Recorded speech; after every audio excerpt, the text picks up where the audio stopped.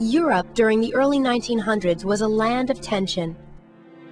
Nationalism, imperial rivalries, the buildup of huge armies and navies, and a complicated web of alliances helped make Europe a powder keg waiting for a match.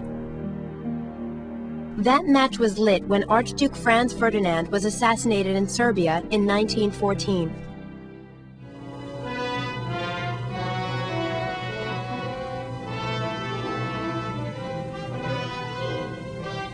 From a pistol shot at Sarajevo, the first of the great modern world wars exploded. And almost overnight, all of Europe was engulfed in conflict.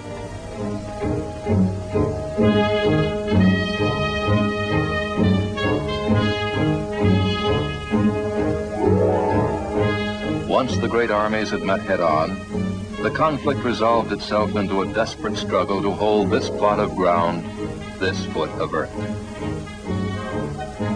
Military analysts called it positional warfare. But the foot soldiers knew it only as a war of trenches, a desperate fight for a waterlogged hold.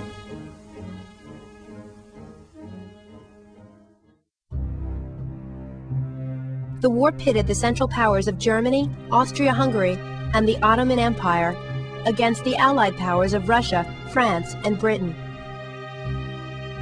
The United States tried to stay out of the war. President Woodrow Wilson issued a proclamation of strict and impartial neutrality. Although the United States would not fight the war, the American people began to take sides. The common language and culture shared with Britain, combined with increasing stories of Germany's brutal actions in Belgium, made most Americans favor the Allies. American industries sent supplies to the countries at war across the Atlantic. Although some U.S. companies supplied the Central Powers, most sold their ammunition, equipment, and other war supplies to the Allies. Soon the Germans began attacking shipments from America using a lethal underwater weapon, submarines or U-boats.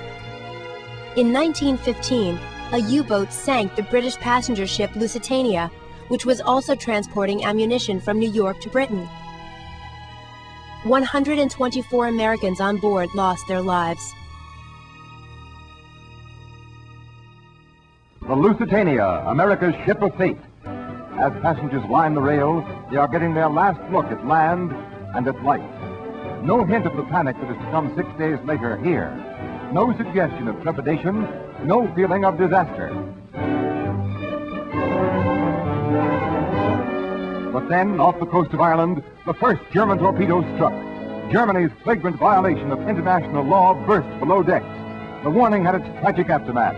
Germany was inviting us to war. Americans were outraged by the attack. Fearing American entry into the war, Germany halted the U-boat attacks. But 2 years later, desperate to win a victory, Germany resumed unrestricted submarine warfare. On February 24, 1917, the British intercepted a telegram from Arthur Zimmermann, Germany's foreign minister, to the government of Mexico. In it, Zimmermann promised American lands to Mexico if it attacked the United States. The British gave a copy of the message to American officials.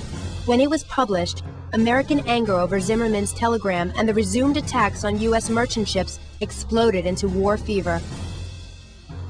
On April 2, 1917, President Wilson sent Congress a declaration of war, which the House and Senate quickly approved. After nearly 3 years of neutrality, American troops set off to join the war.